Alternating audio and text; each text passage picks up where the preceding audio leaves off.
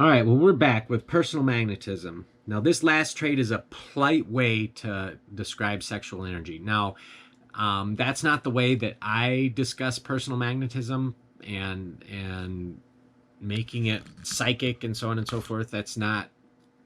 I'm not on the same page here. Maybe we'll come on the same page, but in this book, it's talking about personal magnetism being sexual energy, and I guess that it could be considered sexual energy. It's the vigor inside. So of all the aspects of an attractive personality, this is the only one which is innate and cannot be developed by personal effort. You have what you are born with, and you cannot increase it, but you can use it. Sexual energy is a driving universal force. If we project it, it will aid us only if we use it properly. Proper use does not mean the physical seduction of our associates and business prospects. That way lies chaos, and such behavior is hardly consistent with other aspects of an attractive personality, such as honesty. Rather, we should channel its energy into our efforts, making them not your body, the source of appeal to others. Use your sexual energy to build your enthusiasm, to display your genuine fondness for people, to burnish your style and tone of voice. Your gesture and posture, too, will reflect this quality. Sexual energy is a powerful factor in appealing personality, but it will help you only if you have refined every other trait. Now, clearly, all the aspects of an attractive personality rely upon and augment one another. Some, like a good handshake, can be learned quickly. Others require habitual effort on our parts.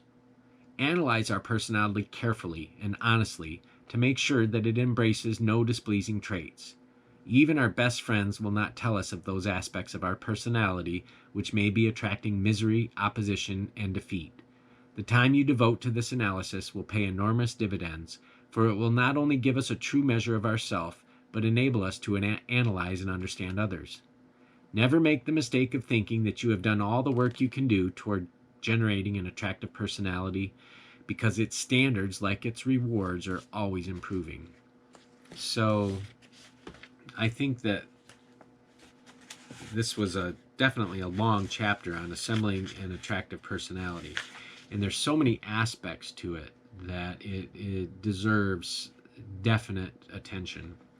You know, being flexible, being sincere in your purpose, courtesy, tact, tone of voice, proper gestures, effective showmanship, emotional control, alertness of interest. You know, you can see how all of those things will aid you in your quest for an attractive personality. I know that in the last chapter here, it talks about you should channel your energy into your efforts, making them, not your body, the source of appeal to others. And what they're saying there essentially is transmutation, the law of transmutation. We've all got sexual energy, guys, and you know, our magnetism is directly associated with that sexual energy, and some of our sexual energy carries further than others. So I think that those that have an excess of sexual energy, that there can be a problem controlling it sometimes. So I think that the takeaway here is to transmute that sexual energy and turn it into something for your good. That will power you through tough times. So that's just my thoughts on it. I really appreciate everybody coming here tonight. We've had a really good session on developing an attractive personality.